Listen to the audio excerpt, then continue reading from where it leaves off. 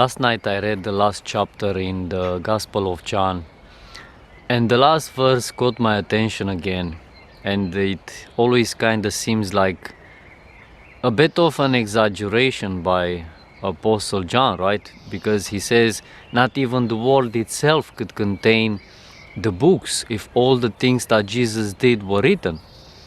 I mean, just in this park you could pile up quite a lot of books, you know.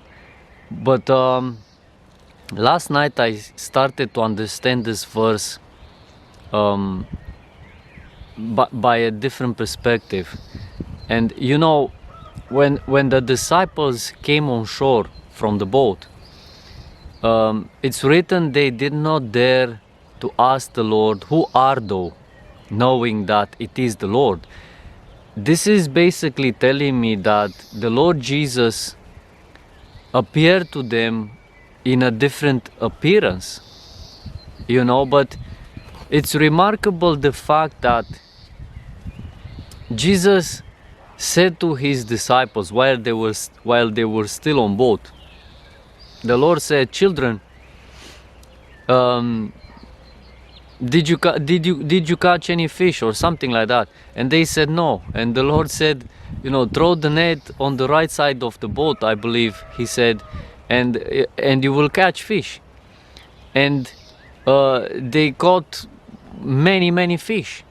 And immediately after, the next verse, after they caught the fish, after it's written they caught the fish, and it actually says, it starts with the word "therefore," which I believe it's kind of taking into consideration the previous verse when it says "therefore," and it says, "Therefore, Apostle John realized that it is the Lord."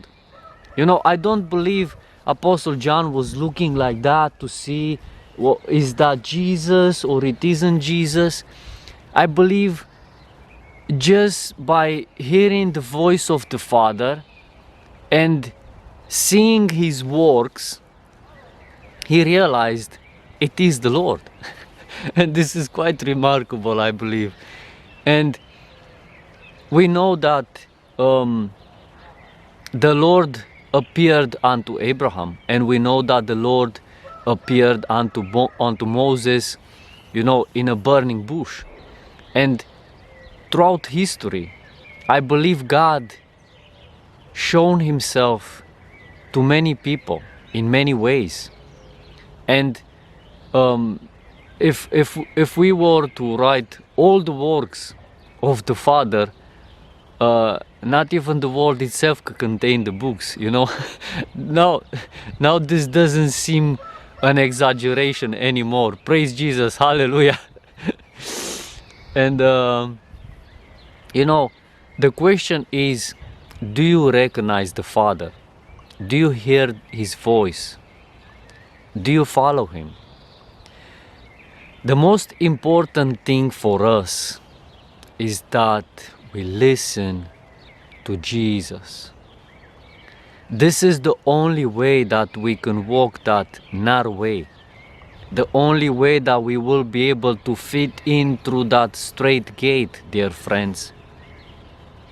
If we start listening to paid pastors and preachers that always kind of seem to make that narrow way broader and broader, you know, and like to say things all the time, you know, "Don't worry, brother, God is love, God is merciful." Yes, of course God is love, but he's a righteous God. You know, this is why he had to sacrifice his own son because of our sins. And if we continue to sin willfully, after we have received the knowledge of the truth, after we have been sanctified by the blood of the Lamb, there remains no more sacrifice, but a terrible judgment, dear friends. You know, the Pharisees came to the Lord Jesus with what most Christians would think a valid point. And they said, you know, Moses permitted us to give a letter of divorce to put away our wives. But what did Jesus say to them? that except the reason of fornication, you cannot divorce your wife. What does this mean? You know, what the Lord Jesus explained to them, that after you marry your wife, you realize she's not a virgin. Your wife promised to be a virgin when you married her, and she was not. Then that's the only reason to divorce her, because fornication was not allowed back then. Even though, you know, today